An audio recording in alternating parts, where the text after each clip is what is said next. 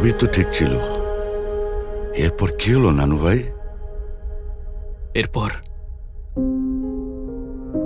এরপর তোমার মনে আছে, তুমি হঠাৎ করে এসেছিলে একদিন আমাদের বাড়িতে মাকে গ্রামে নিয়ে যেতে।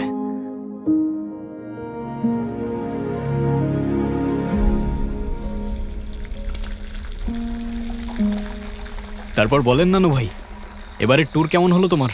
সিলেট থেকে তো সোজা বন্ধুদের নিয়ে বান্দরবান চলে গেলে। পাহাড় থেকে যা ছবি পাঠিয়েছো না, মিথ্যা বলবো না, আমার তো হিংসেই হচ্ছিল নানু ভাই।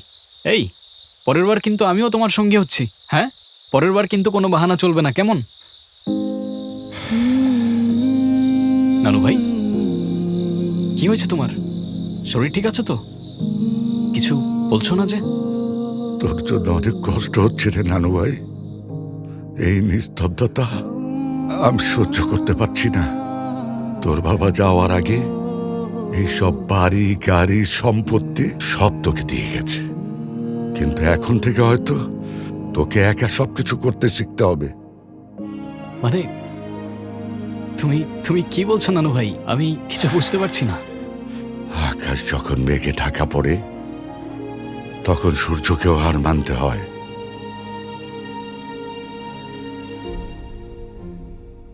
কি এটা? এখানে মায়ের নাম লেখা কেন? হ্যাঁ, কি হয়েছে মায়ের? তোর মায়ের ক্যান্সার।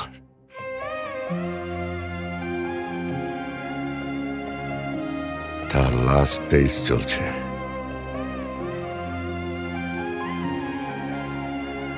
মানে কি বলছো তুমি? আমাকে কেউ কেউ কিছু বলে নাই কেন? হ্যাঁ, কারণ সে জানে এখনো তুই ছোট, তুই জানলে ভেঙে পড়বি, তাই সে নিজের কষ্টকে নিজে লুকিয়ে রেখেছে। তোকে হয়তো বলেছে আমার সাথে তোর মা গ্রামে একটা কাজ যাচ্ছে, কিন্তু সত্যিটা হলো ওকে নিয়ে চিকিৎসার জন্য দেশের বাইরে যাচ্ছে। বাকিটা আল্লাহর ইচ্ছা। তুমি তুমি এসব কি বলছো নানু ভাই? এটা কিভাবে হতে পারে? কোথাও একটা ভুল হচ্ছে। আমি আমি মাকে এক্ষুনি জিজ্ঞাসা করছি। খবরদার, নিজেকে নিয়ন্ত্রণ কর। তোর মা তোকে এ অবস্থায় দেখতে চায় না, সে তোকে কিছু জানাতে চায় না। তুই অভিনয় কর, তুই কিছু জানিস না।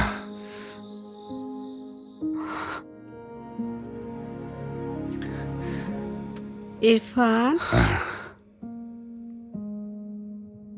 কি ব্যাপার? নানা ভাইকে খুব জ্বালানো হচ্ছে না?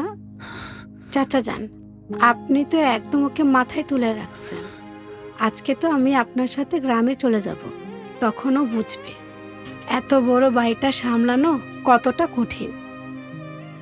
কি রে বাবা, কি হয়েছে?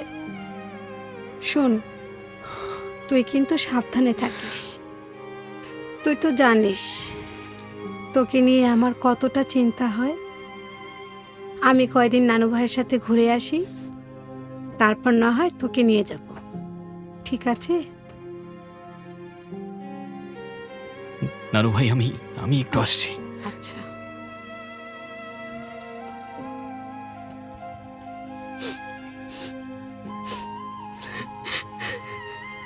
তুই চিন্তা করিস না মা, আল্লাহর উপর ভরসা রাখ।